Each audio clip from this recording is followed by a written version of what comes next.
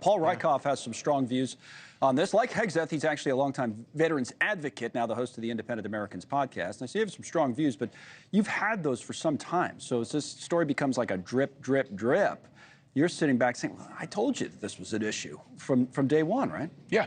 I mean, this was, subjects of concern across the community from the beginning. I mean, there's his political extremism, there's his overt politicization of the Pentagon, there's his lack of qualifications, and then there's all this other personal baggage. I think the meeting with Joni Ernst is absolutely critical. She is a key domino in this entire thing. She's not only a combat veteran, she's a sexual assault survivor. Right. She's very well respected. She's much more moderate. If she supports Hegseth, he's got a shot. If she falls, they all fall. Right. And she could be very quickly named as a replacement. Governor DeSantis also could be a replacement. And for Trump, that would be smooth sailing. If he put Joni Ernst up, she'd go right through. You'd see very little pushback from the Democrats.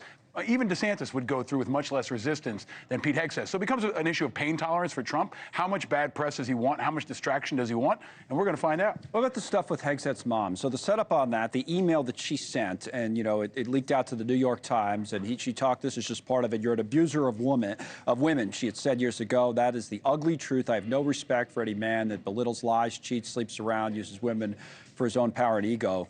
We still love you, but we are broken, meaning his parents, by your behavior and your lack of character when he was going through a divorce. And then she went on Fox this morning, and here's part of what she said, his mom.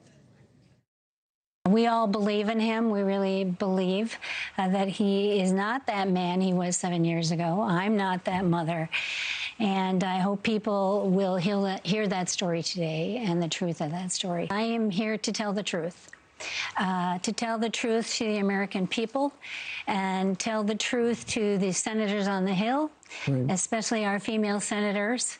I really hope that you will not listen to the media and that you will listen to Pete.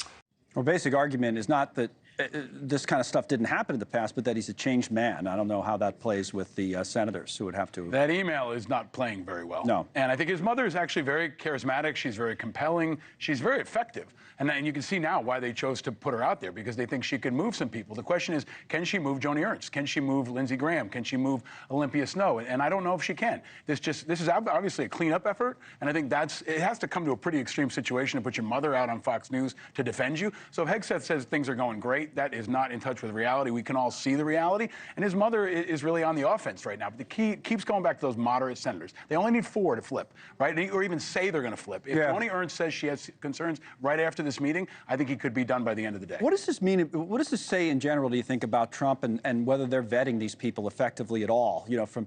I pointed out at the beginning that you said this from day one. Why? Well, I know you know Hegseth personally, or you've known him over the years. I know him not well, but I know him from having worked in the same building. But a lot of this stuff is not new information. I mean, shouldn't there have been, just for example, the way Pete came into his job full-time at Fox, right, years ago, he was a part-time contributor when Trump ran the first time in 2016. Wasn't a full-time employee. And what happened? Well, he slept with a senior producer on the show that he was auditioning to host, subsequently was hired to host that show.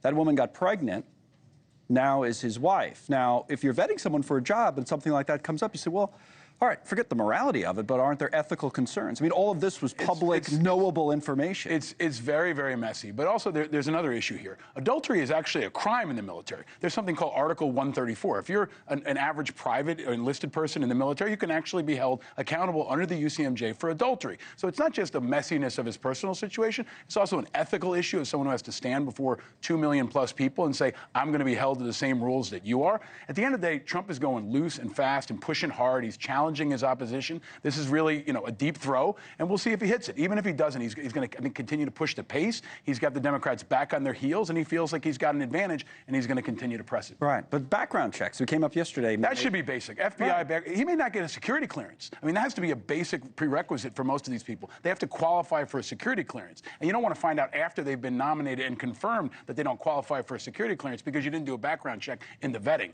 So if you circumvent the system, it's going to come back and bite you. All right, man. Thank you, as always. Paul Rieckhoff with us on that. We have